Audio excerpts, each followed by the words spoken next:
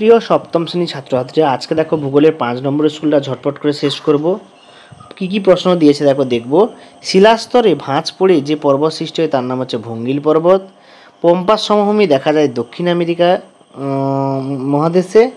তারপরে বলেছে দেখো, গ্র্যান্ড ক্যানিয়ন সৃষ্টি হয়েছে কলোরাডো নদীর ওপরে। গ্র্যান্ড ক্যানিয়ন কার উপর? কলোরাডো নদীর ওপরে।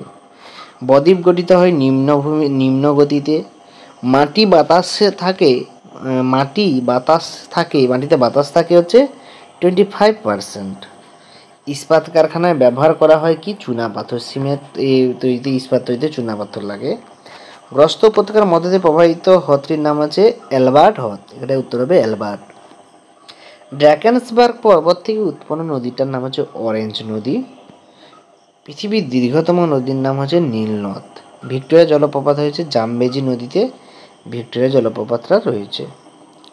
এরপরে প্রশ্ন দেখো, এখানে 1 নাম্বারগুলো দিয়েছে, দেখব।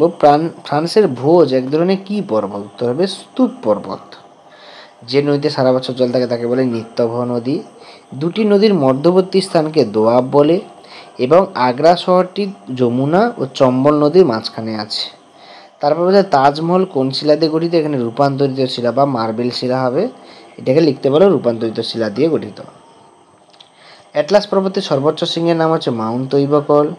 সাহারা শুকনো নদী খাতগুলির নাম, এটা টেক্সট বইতে পাবে 104 পেজে।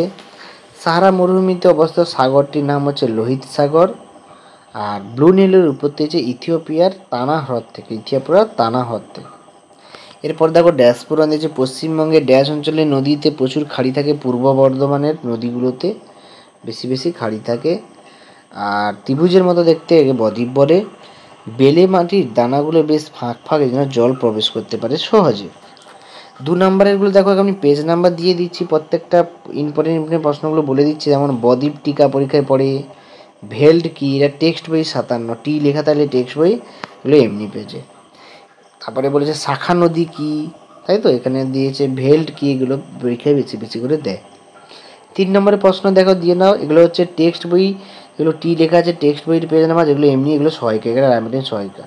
এটা পরীক্ষায় বেশি দেয়। মিশরকে নীল নদীর দান বলে কেন? এটা তো প্রচুর ইম্পর্টেন্ট। 112 পেজে পাবে তোমাদের পড়ার বইতে।